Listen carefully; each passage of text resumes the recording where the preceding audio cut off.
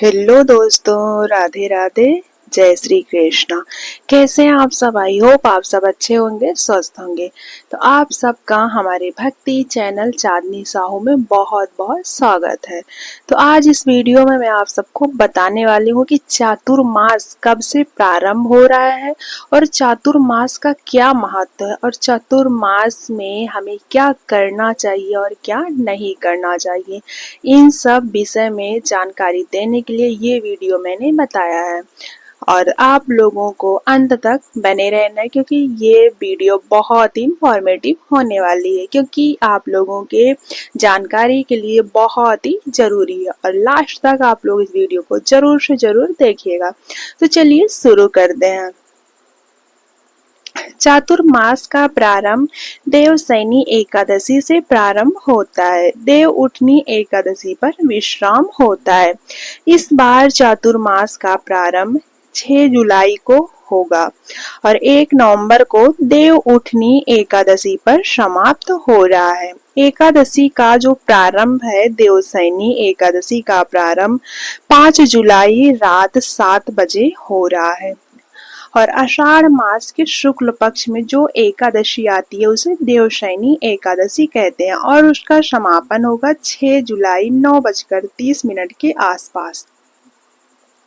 चातुर्मास हिंदी महीना श्रावण, भादौ, अश्विन, कार्तिक में आते हैं और उदय तिथि के अनुसार जो है देवशयनी एकादशी 6 जुलाई को उसका व्रत रखा जाएगा। मैंने आप सभी को इसके पहले वीडियो में जानकारी दे दी है कि देवशयनी एकादशी का व्रत किस दिन रखा जाएगा और व्रत के दिन क्या क्या करना चाहिए, क्या क्या नहीं करना चाहिए, सारी जानकारी इसके पहले वीडियो में मैंने दे दिया है, तो आप लोग देख सकते हैं। तो चातुर्मास का मतलब होता है 4 महीना और 4 महीना वो कौन कौन सा है? श्रावण, भादौ, अश्विन, कार्तिक। 4 महीने के लिए सभी मांगलिक कार्य बंद हो जाते हैं। 1 नवंबर से मांगलिक कार्य शुरू हो जाएंगे और मुंडन विवाह जैसे मांगलिक कार्य बंद हो जाते हैं 4 महीने के लिए। और जैसे कि फेस्टिवल तो बहुत आते हैं, जैसे कि फेस्टिवल रक्षाबंधन आता है, जन्माष्टमी आती है, करवा चौथ आता है, दिवाली आती है, लेकिन मांगलिक कार्य विवाह जैसे कार्य बंद हो जाते हैं। देवशयनी एकादशी पर विष्णु भगवान पाताल लोक में चले जाते हैं। 4 महीने वहीं पर निवास करते हैं। इस दौरान जगत के पालनहार 4 महीने के लिए योग निद्रा में चले जाते हैं। यह 4 महीना योग जप तप के लिए बहुत ही अच्छा होता है। एक कथा आती है कि जो नारद मुनि है वो पहले एक दासी के पुत्र हुआ करते थे, लेकिन चातुर्मास के प्रभाव से नारद मुनि की अवधि मिली और वे ब्रह्मा जी के मानस पुत्र बन गए। और इसका प्रभाव क्या था? चातुर्मास के प्रभाव से ही नारद मुनि ब्रह्मा जी के मानस पुत्र बने हैं। चातुर्मास की बहुत बड़ी महिमा है। चातुर्मास वर्षा ऋतु के 4 महीने जिसकी शुरुआत प्रसिद्ध जगन्नाथ यात्रा से शुरू हो जाता है। कहा जाता है इसके बाद संसार का संचालन भगवान शिव जी करते हैं। एक कथा है कि राजा बलि और भगवान विष्णु के 52 अवतार से संबंधित, जो कि स्कंद पुराण में इसका वर्णन मिलता है। राजा बलि के राजा बलि ने 3 पग भूमि दान करने का वचन दिया था, तो भगवान विष्णु 52 के रूप में अवतार लेकर 3 पग को तीनों लोगों को 3 पग में ही नाप दिया था। तीसरा पग राजा बलि के सिर पर रखा और प्रसन्न होकर भगवान विष्णु को पाताल लोक में निवास और चातुर्मास में उनके साथ रहने का वरदान दिया था। इसीलिए भगवान विष्णु योग निद्रा में चले जाते हैं और भगवान शिव को समर्पित कर जाते हैं। इन 4 महीनों में शालिग्राम की पूजा अर्चना का विशेष महत्व होता है।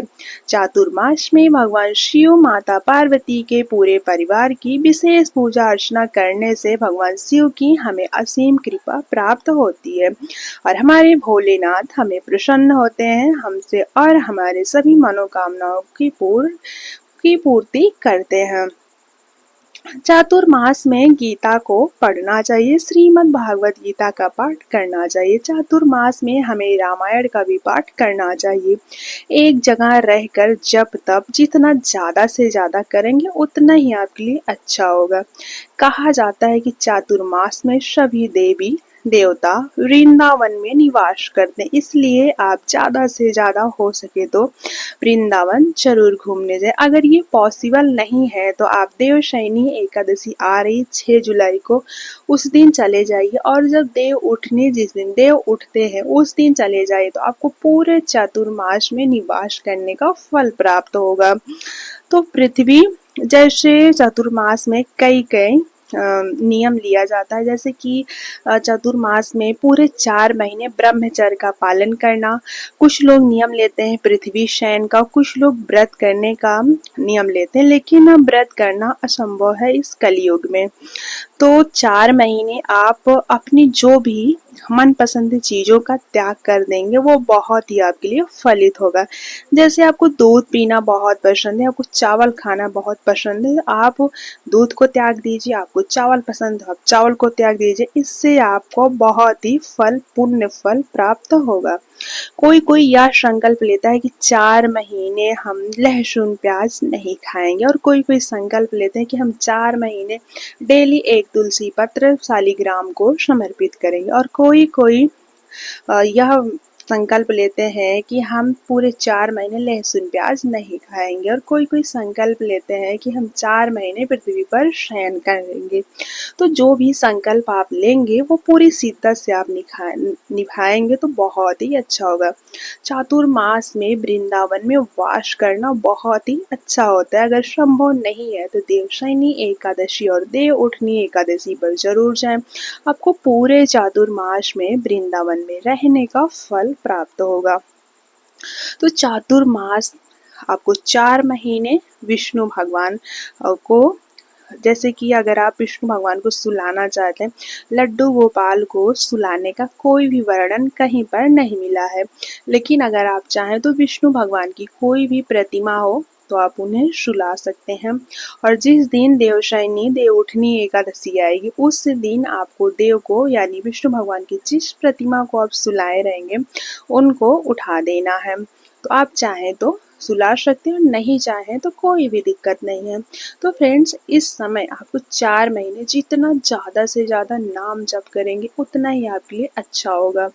और इस महीने आपको पूरे 4 महीने भगवान शिव की असीम कृपा प्राप्त करने के लिए भोलेनाथ के पूरे परिवार की विशेष पूजा अर्चना करना चाहिए।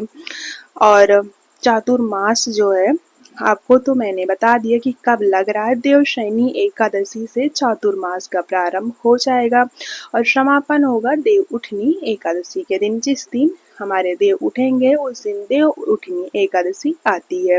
तो देवशयनी एकादशी के दिन हमारे देव, हमारे विष्णु भगवान 4 महीने के लिए योग निद्रा में चले जाते हैं, और देव उठनी एकादशी पर हमारे विष्णु भगवान उठ जाते हैं और अपना कार्यभार, पूरे संसार का कार्यभार संभालते हैं।